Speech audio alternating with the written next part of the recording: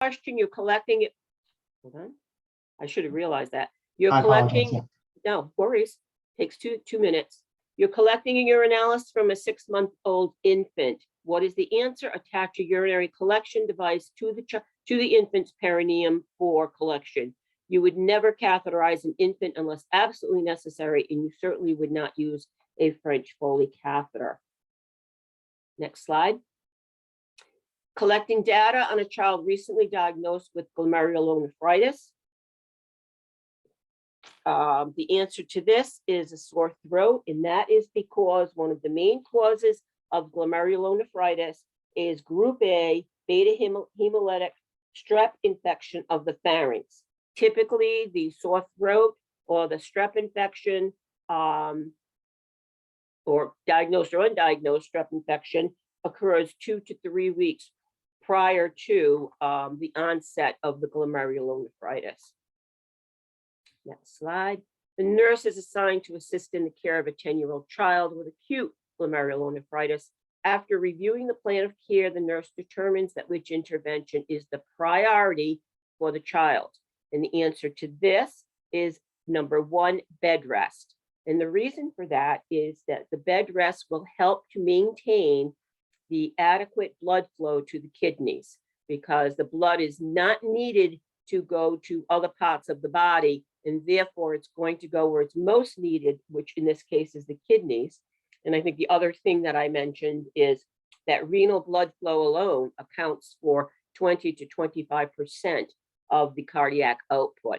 So the kidneys obviously play a huge role in your health. We on the next one now, I think, Devin, that where we left off? Yes, we're caught up now. Okay. The nurse is reviewing the record of a child diagnosed with nephrotic syndrome. The nurse would expect to note which finding documented in the child's record: polyuria, weight gain, hypotension, grossly bloody urine.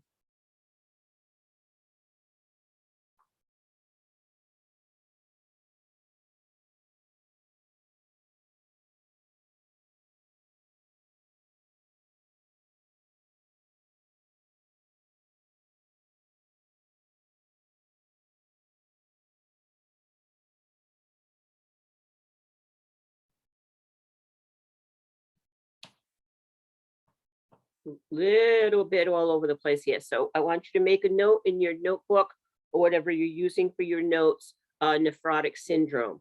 The answer to this question is weight gain. So you need to know what the symptoms are in terms of a child that has a nephrotic syndrome. It is characterized by massive proteinuria, and that's what differentiates it from, say, glomerulonephritis, which can lead to nephrotic syndrome. But the nephrotic syndrome, there's massive proteinuria, significant weight gain. Now, proteinuria is not one of the answers, but significant weight gain, periorbital and facial edema worse in the AM, which is also not one of the answers. Decreased urine output, not polyuria, which is increased. Urine will be dark and frothy, and the child may have ascites. They'll be lethargic, and their serum protein will be down because of the massive proteinuria, the protein in their urine. So that is the answer to that and why. Next slide.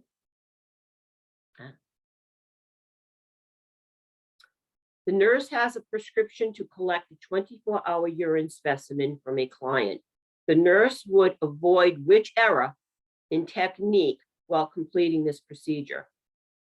Place specimen on ice, discard urine specimen collected at start time, ask client to void, save the specimen and note the start time, ask the client to save a sample voided at the end of the collection time.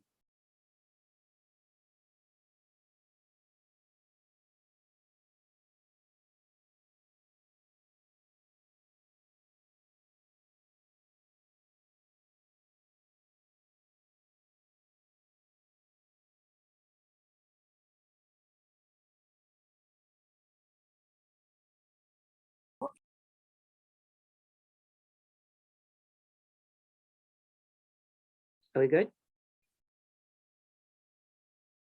Interesting.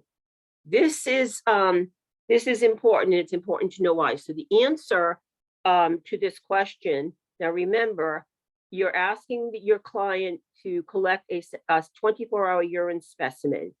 This is a negative question. So what would you not do? Ask the client to void, save the specimen, and note the start time is not correct. Most 24-hour urines require the specimen to be on ice. You discard the urine specimen collected at the start time. Now, why do you do that? You do that because you do not know how long that urine has been sitting in the bladder. Typically, a 24-hour urine, which needs to get to the lab at the end of the 24 hours, is started on a weekday in the morning. So you don't know how long the urine, in terms of measuring volume, has been in the bladder. So you do not save the first specimen. Number 4, ask the client to save a sample void at the end of the collection time. The reason that is not true is because all of the urine has to be in the 24-hour container. So you don't save a separate sample at the end of the collection time. So the proper 24-hour urine is to have the client, typically in the morning, get up and void, and then you note the time, begin the 24-hour collection, and 24 hours later, you include, you have the client void again, and you include that in the 24-hour collection. So you do not, number 3 is the correct answer because this is a negative question. Next slide. The nurse is caring for a 79-year-old woman with a history of urinary tract infections. The nurse would monitor this client for which unusual symptom of a UTI that is noted in the older population: fever, urgency, confusion, frequency.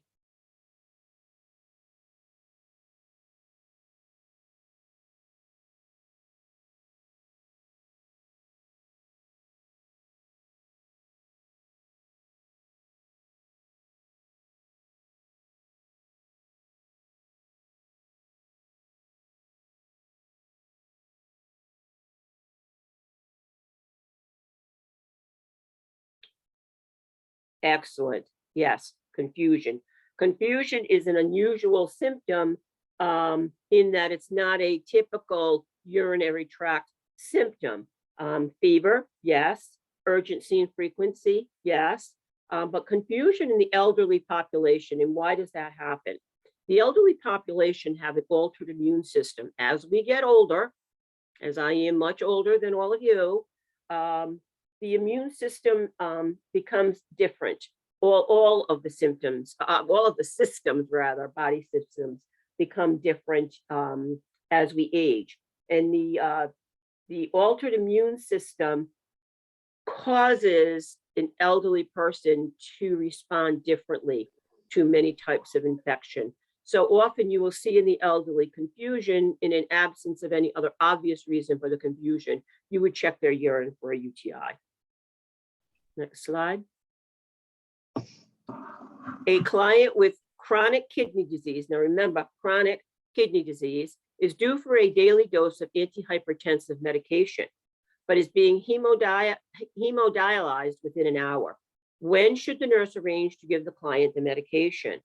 During dialysis, just prior to dialysis, the day after dialysis, or upon return from dialysis?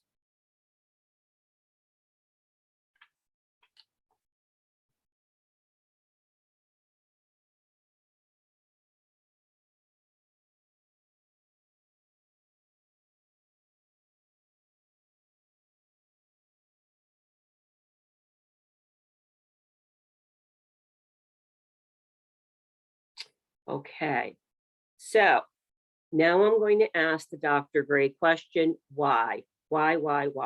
Well, good, don't give it to during dialysis. What happens if this is a daily dose of antihypertensive medication? So why would you give a daily dose of antihypertension medication the day after the dialysis is over? Just prior to dialysis, what's going to happen to that medication? It's going to be dialyzed right out, and it's not going to be absorbed into the system. So the correct answer is number 4, upon return from dialysis. Next slide. Causes of acute kidney injury. So you have 3 types, and the 3 types are based on the location of the injury, acute kidney injury as opposed to chronic. So in pre-renal failure, which is happening, as you can see in the left-hand picture, it's happening prior to, it's happening before the kidneys, where there's the volume of circulating blood is depleted, the volume may shift, there's a decrease in cardiac output, and there may be renal vascular obstruction as well. Intrarenal, the middle picture, the intrarenal failure, as you can see, the kidneys are now gray, can happen from trauma. It can happen from necrosis. It can happen from certain genetic disorders for sure. Metabolic disorders, glomerulonephritis that we already talked about.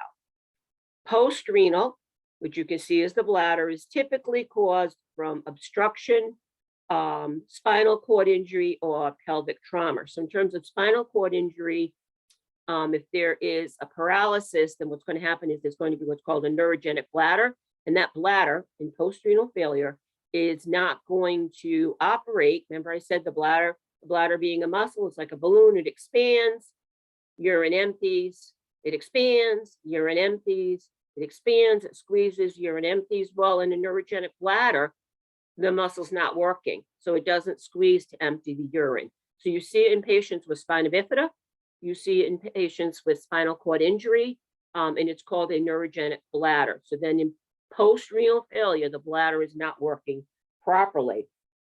In terms of acute kidney injury in general, not the neurogenic bladder, it's reversible if it's caught early. And remember what I said about the kidneys taking 20 to 25% of the normal cardiac output.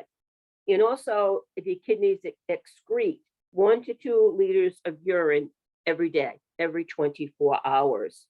So in terms of symptoms of acute renal injury, you're going to see a decreased urine output.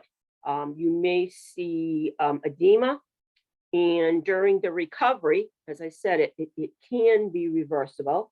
The recovery phase is where the glomerular filtration rate, excuse me, slowly increases. But in acute kidney injury, not caused by spinal cord injury or spina bifida, et cetera, but in acute kidney injury, the recovery phase may take up to a year, but it is reversible. Next slide.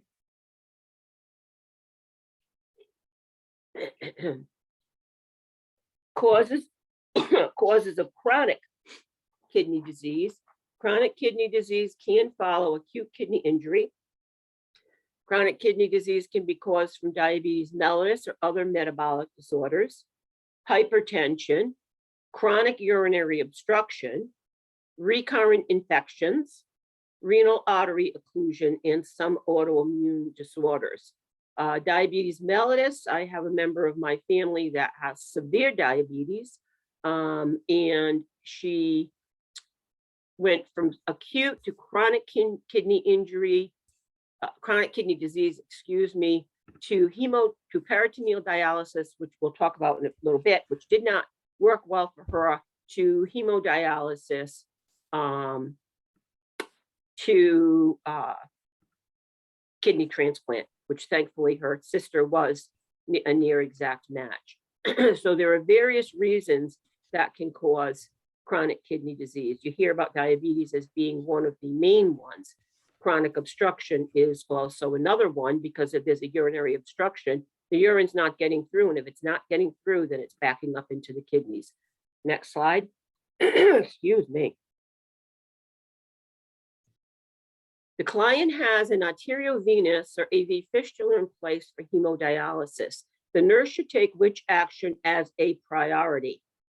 Observe site once per shift, check fistula for the presence of a bruit and thrill, Check results of blood tests as they are prescribed. Assure that small clamps are attached to the AV dressing. Excuse me.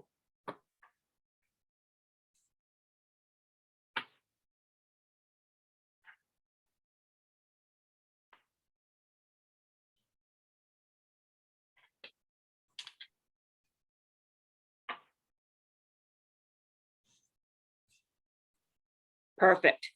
Check the fistula for the presence of a bruit and a thrill. That is right. And also remember or make a note, no venipuncture, no IVs, and no blood pressures in the arm that has the AV fistula or shunt. Next slide. And there you have a picture of an internal AV fistula where you can see where the blood comes from the vein out to the dialyzer, is cleaned, if you will, and then it is returned back into the client. Next slide. Peritoneal dialysis. So as you know, there's two types of dialysis. There's hemodialysis and there's peritoneal dialysis. What is the difference in terms of lifestyle, even, if you will?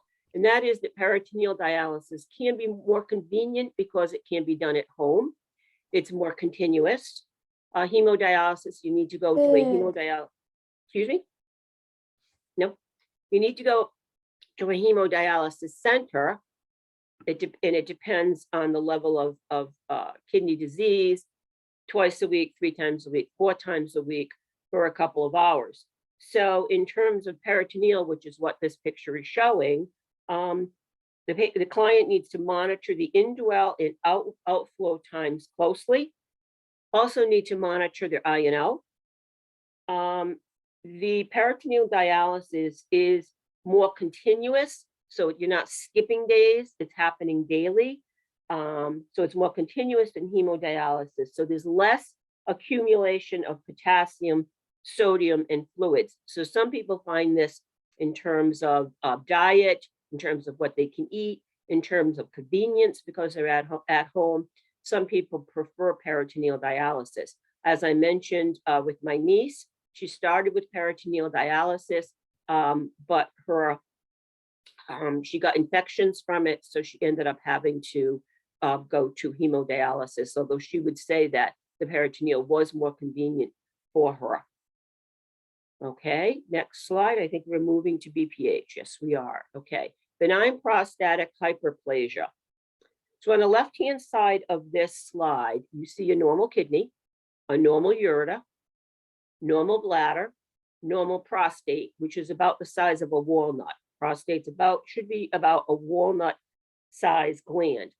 What can happen though is the prostate grows, or if it grows in benign prostatic hyperplasia or BPH, is it gets bigger. And because the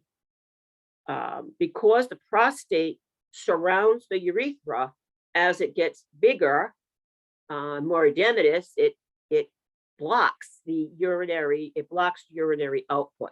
So you'll see those commercials on television where the gentleman will say, you often see it on like a sports commercial or something during a sports game where it's got to get up and keep going and going and going. And that's because they don't completely empty their bladder. And as you can see on the right-hand side, what can happen untreated is you can see here that the prostate is enlarged. So if you work backwards now from the prostate to the bladder gets very thick because it's trying to empty. And like any other muscle, the more you work the muscle, the more the muscle thickens. It gets bigger, just like your muscles when you're at the gym do. The ureter, it will back up into the ureter, and you will end up having what's called hydroureter, which is a ureter that is has excessive amounts of urine that's not draining, and then eventually all the way back to the kidney, which will cause hydronephrosis, which is simply urine that is not able to drain from the kidney. Next slide. So when we assess for BPH, I think I kind of already mentioned there's going to be urgency, frequency, and hesitancy, changes in size and force of stream, retention, because they can't, these men cannot get the urine out, So they have nocturia because they constantly feel like they have to go because they do have a full bladder, but they simply cannot get that urine past the prostate. In terms of interventions, in spite of what you might think, you should encourage fluids. Because you don't want to get, you don't want these men to get an infection. Prepare the client for bladder drainage through a urinary catheter to relieve distension. And I will tell you that the largest amount of urine that I've ever drained from a male bladder is about 1,200 cc's. And this guy, you know, men usually will cringe at the thought of a catheter. This guy was begging for one. He was so uncomfortable.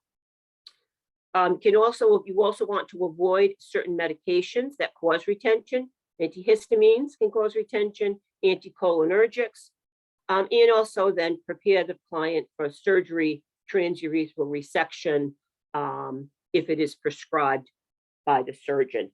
Let me see if I've missed anything here. So you have, in terms of your surgical options with BPH, you have transurethral needle ablation, transurethral resection of the prostate, or TURP, which has always been considered the gold standard. And an NCLEX question that you may get, and if you studied your strategic words, you'll know two of your strategic words are early and late. So if you've got a question on post-op BPH patient, there should be bright red, there will be bright red blood and three-way Foley continuous bladder irrigations immediately post-operatively. However, you may get a question that says the patient has been discharged and has been home for a week, and what should the patient do, or what should the client do if they have bright red blood a week later? Well, that's a late sign and it's not correct. They might have some brownish discoloration to the urine, but they should not have bright red blood a week later. Next slide. Okay, so the nurse is providing discharge instructions to a client receiving sulfazoxazole, which should be included in the instructions. Maintain a high fluid intake, discontinue the medication when feeling better. If the urine turns dark brown, call the healthcare provider immediately. Decrease the dosage when the symptoms are improving to prevent an allergic response. Oh.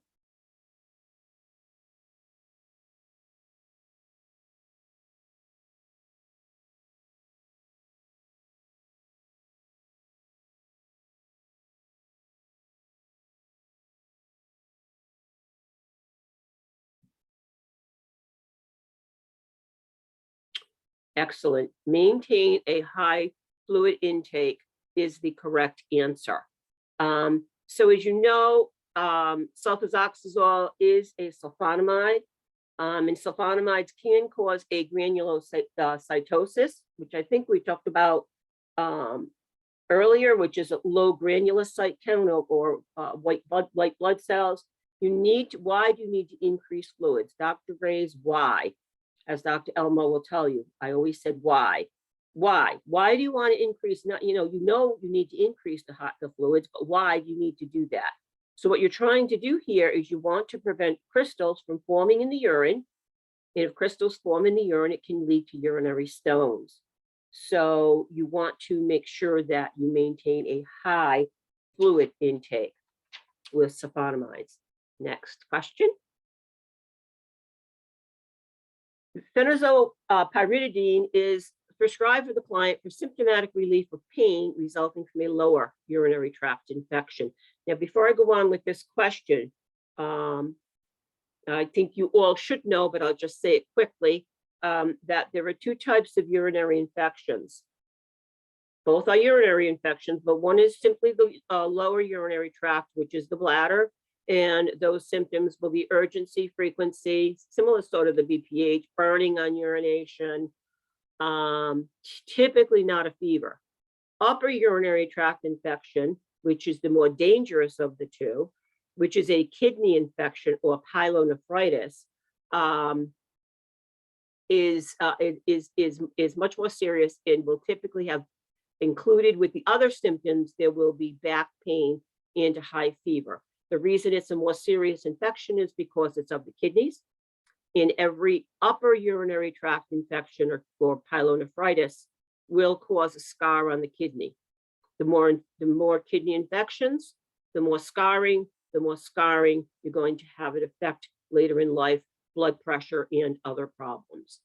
But let's get back to the Pyridium. It's prescribed for a client for symptomatic relief of pain resulting from a lower urinary tract infection. The nurse should provide which information to the client about the medication. Take the medication on an empty stomach. Discontinue the medication if a headache occurs. Take the medication at bedtime on an empty stomach, that a reddish orange discoloration of the urine may occur.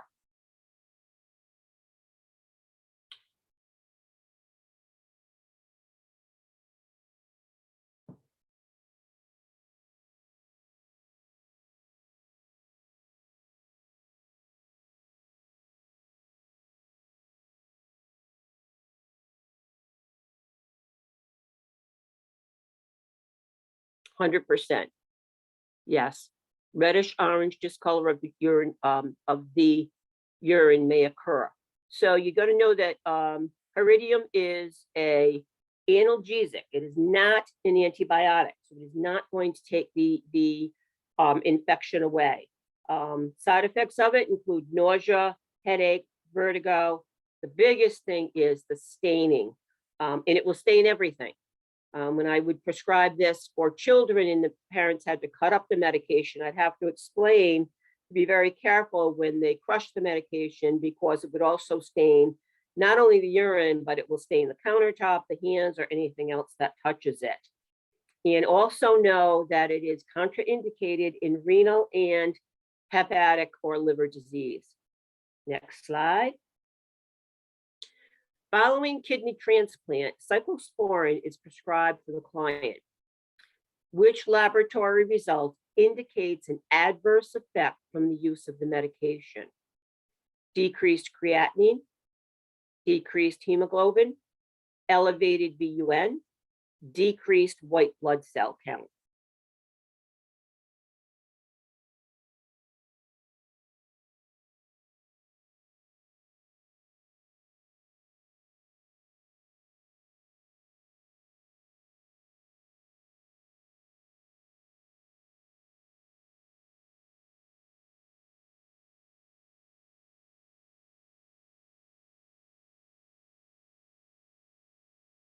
Okay. So the majority of you that answered did get it right, elevated blood urea nitrogen. For those of you that did not, because cyclosporin is, fairly commonly used following a transplant. Cyclosporin is an immunosuppressive drug, which is why it's used following a transplant, and it is nephrotoxic. It can be nephrotoxic. You need to weigh the risk and benefit of using this medication, but it is the benefit often outweighs the risk. So you're looking to prevent rejection of an organ. Usual side effects: headache, dizziness, nausea, vomiting, diarrhea. But you've got to watch the BUN in terms of checking for nephrotoxicity. Next slide. The nurse is providing dietary instructions to a client who has been prescribed cyclosporin. Which food items would the nurse instruct the client to avoid? Red meats, orange juice, grapefruit juice, green leafy vegetables.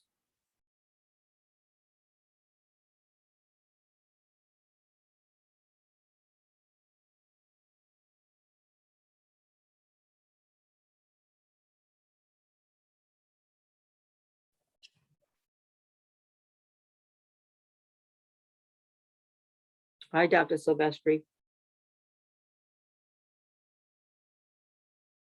Yes, when in doubt, pick grapefruit juice. Grapefruit juice is the answer. And this very often comes up in NCLEX questions, as my mentor, Dr. Silvestri, will tell you and agree with.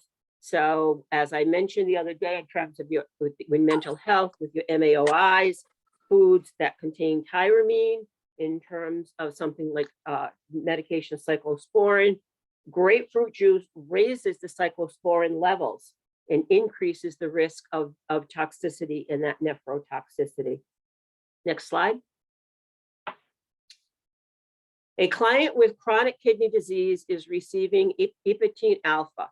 The nurse is reviewing laboratory results and notes that which result indicates a therapeutic effect of this medication. Hematocrit count of 35%, platelet count of 400,000 cells, BUN of 15 mgs per DL, white blood cell count of 6,000 cells per MM3.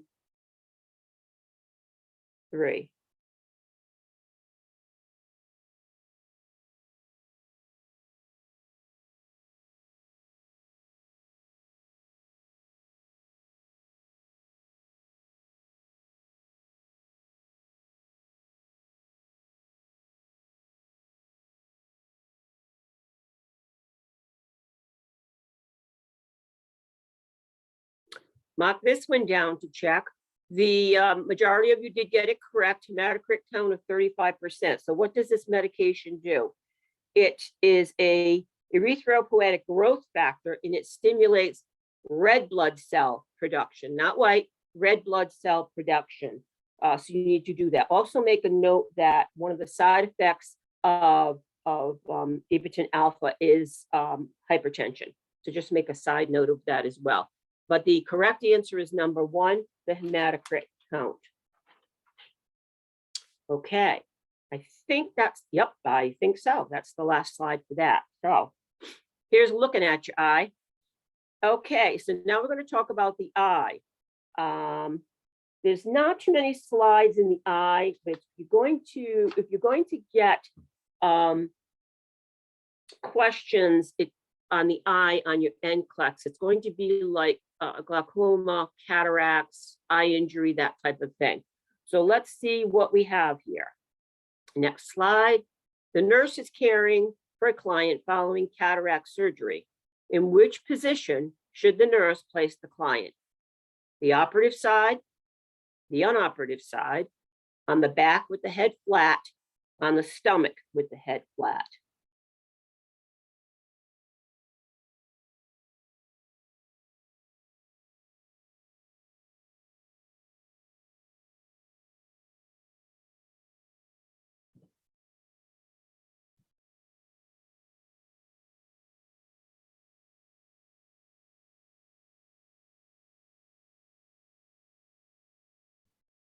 Okay, those of you that picked number 3, make a note to study cataracts. The correct answer is number 2, the unoperative side. You want you want to keep the pressure off away from the eye.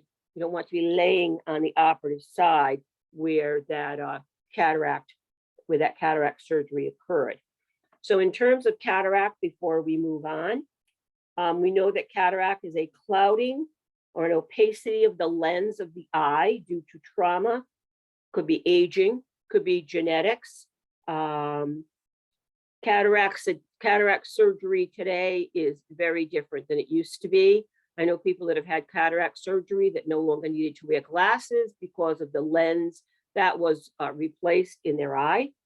Early signs, remember early signs of cataract, blurred vision, decreased color perception. Late signs would be double vision in a clouded pupil where you can't see. Post-operatively, you want to be sure that the client wears an eye shield while sleeping. They do not lie on the operative side. They report signs of potential increase in intraocular pressure, and acute pain is an abnormal finding. So next slide, if you listened. Following cataract extraction, the client reports nausea and severe eye pain in the surgical eye. The nurse should take which action immediately? Notify the healthcare provider, turn the client onto the operative side, reassure the client that this will pass quickly, administer prescribed analgesic and antiemetic.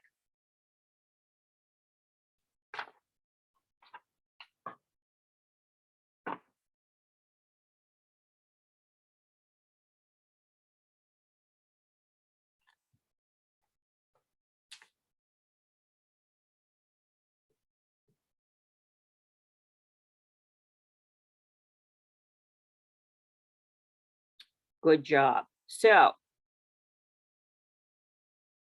this question says, what action should the nurse take immediately? So yes, you may as a nurse administer analgesics to your client post-cataract surgery, but remember I said in the last slide that severe pain is abnormal. So you need to first notify the healthcare provider. Watch there for your strategic words immediately.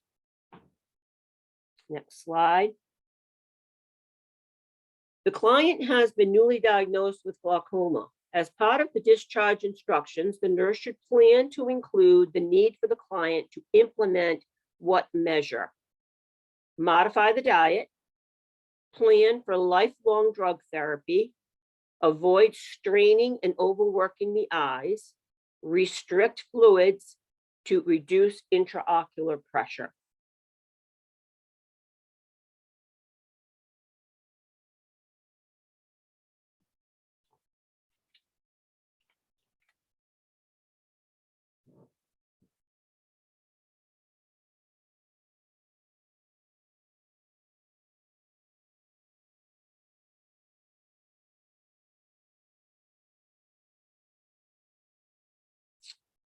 Very interesting. Okay, the answer to this question is number 2, plan for lifelong drug therapy, not modify the diet, not straining or overworking the eyes. Glaucoma is a lifelong condition. There are different types of glaucoma. So you might want to take out your notebook because, as I said, with cataracts, you want to make sure you make a note of these things. You get questions on the eye, it will be cataract or it will be glaucoma. So primary open angle glaucoma, or POA glaucoma, drainage in the channels become clogged. The aqueous humor flow is reduced in the trabecular network. Primary closure angle glaucoma, bulging lens disrupts the flow. Primary closure angle glaucoma is called the silent thief of vision. It's normally painless until the later stages. There is first a loss of the peripheral vision. Clients complain of seeing halos around lights. Keys to treatment include reduction of intraocular pressure, aqueous humor production, increased drainage of the aqueous humor. So these are lifelong medications. You need to teach the client and the family proper eye drop installation and how to avoid activities that will increase intraocular pressure. Next slide. A client who was hit in the eye with a baseball bat sustains a contusion of the eyeball. Which intervention should the emergency department nurse plan to initiate immediately? Apply ice to the affected eye, apply a warm saline compress, irrigate the eye with cool water, place an eye patch on the affected eye.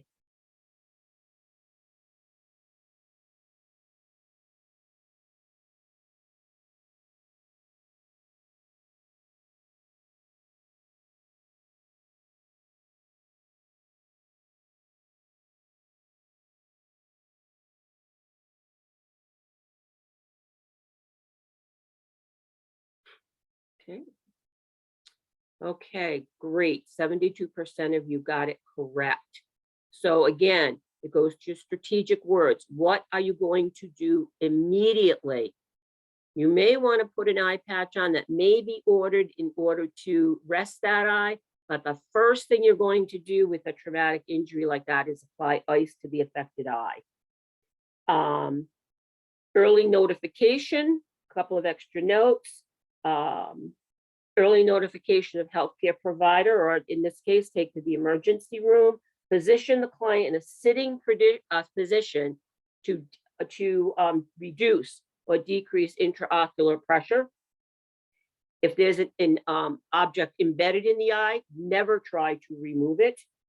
If it is We'll get to that question in just a few minutes.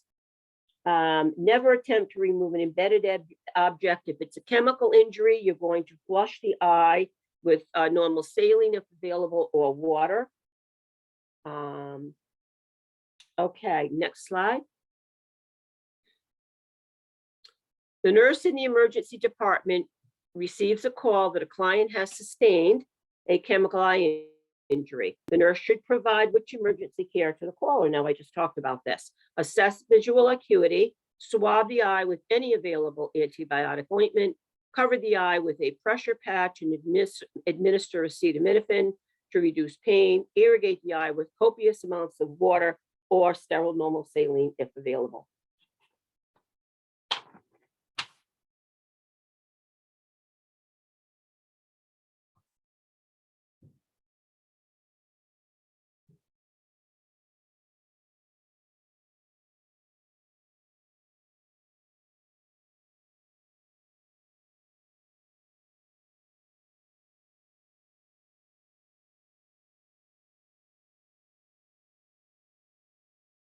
Irrigate the eye. Perfect.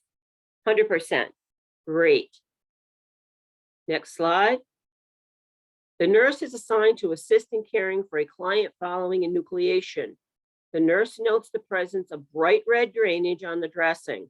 The nurse should plan to take which immediate action? Change the dressing, check the blood pressure, notify the healthcare provider, mark the drainage on the dressing, and recheck it in 30 minutes.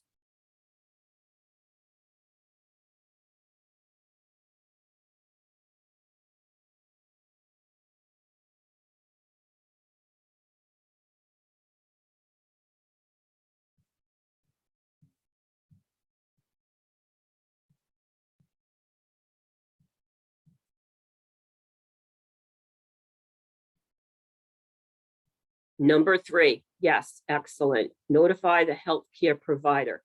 So what this question is saying, that you are assigning caring for a client following enucleation, meaning immediate post-op or post-operatively. So who changes the initial dressing?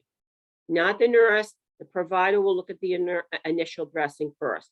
If you have, read the question closely, if you have bright red blood, bright red drainage, you're not going to wait 30 minutes to see if it's gotten worse. Bright red is active bleeding. You're going to notify the healthcare provider. Next slide. The client has been diagnosed with bacterial conjunctivitis. The nurse determines that the client needs additional instructions about self-management if the client states to take which action. Keep follow-up appointments made with the healthcare provider. Wash hands thoroughly before and after touching the affected eye. Change face cloths and towels in the family bathroom every 24 hours. Discard tissues used to care for affected eye in a sealed bag or container.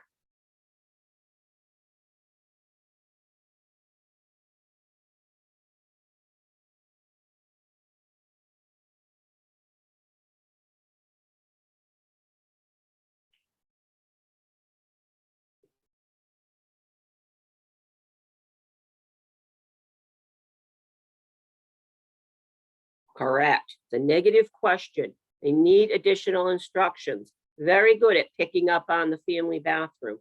Do not ever, with conjunctivitis, unless you want everybody to have it, you do not share face cloths or towels. Next slide. I think there's a couple more, Devin. Right slide. To minimize the systemic effects that eye drops can produce, the nurse should instruct the client to take which action? Eat before instilling the drops, swallow several times after instilling the drops, blink vigorously to encourage tearing after instilling the drops, occlude the nasolacrimal duct with a finger for several minutes after instilling the drops.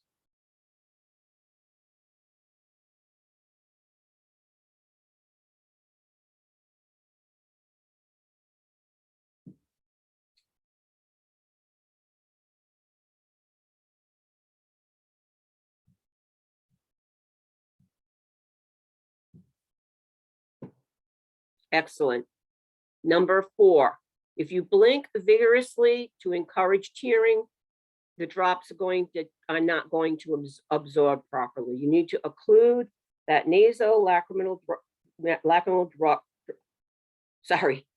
duct with your finger for several minutes after you install the drops. Clearly, I've been talking for a long time. Next slide. Beta-axolol hydrochloride eye drops have been prescribed for a client with glaucoma. Which nursing action is appropriate related to monitoring for the side effects of this medication? Monitor temperature, monitor blood pressure, monitor peripheral pulses, monitor urine for glucose and acetone.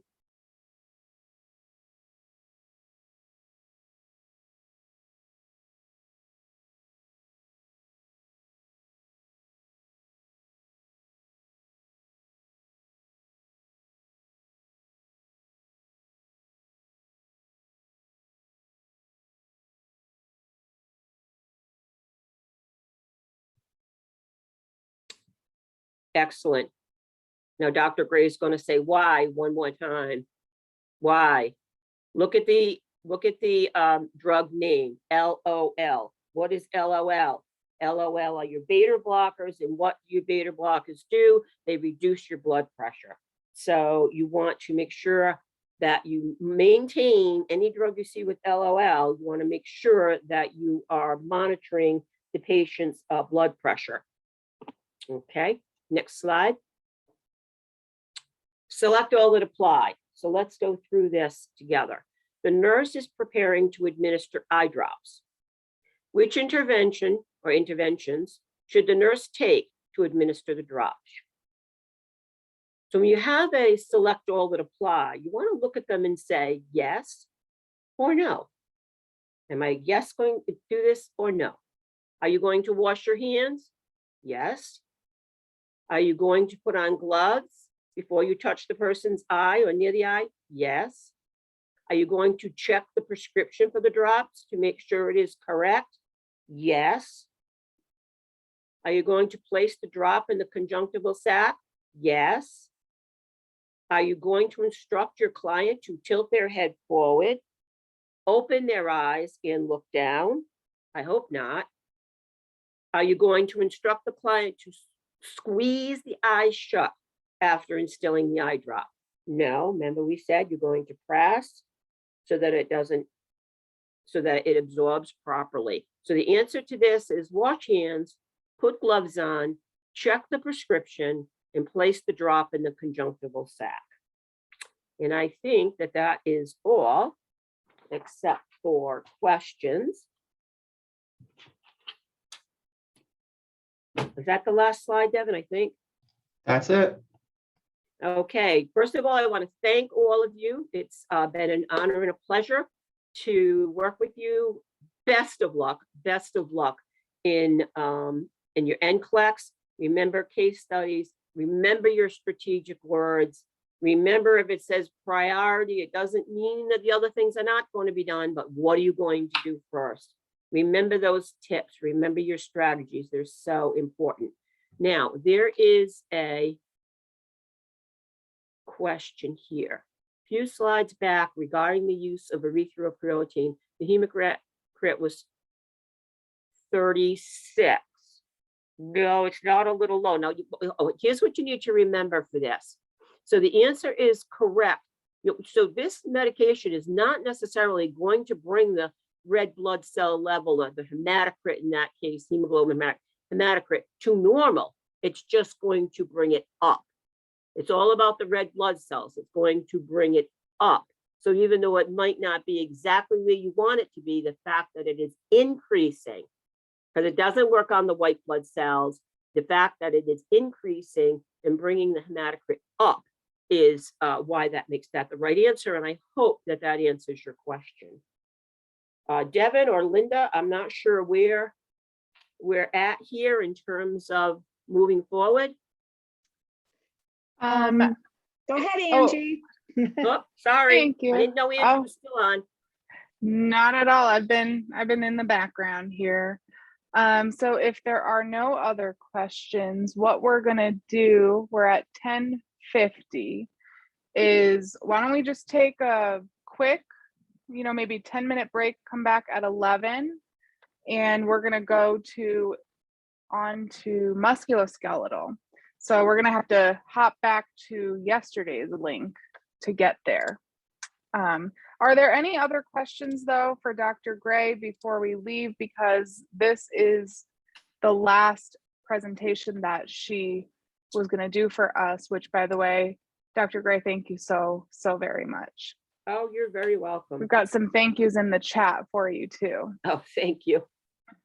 Yes, thank you, Dr. Gray. It was fantastic. Well, thank you, Dr. Silvestri. I couldn't have done it if you hadn't been my mentor. Oh, you're sweet. You're too good. And thank you, Angie. Absolutely. Thank you so much. And Okay. Devin, would you happen to have that link that we can move to? Eileen, have a wonderful day. Thank you so much. Thank you. Hi, everybody. See you back at 11 a.m.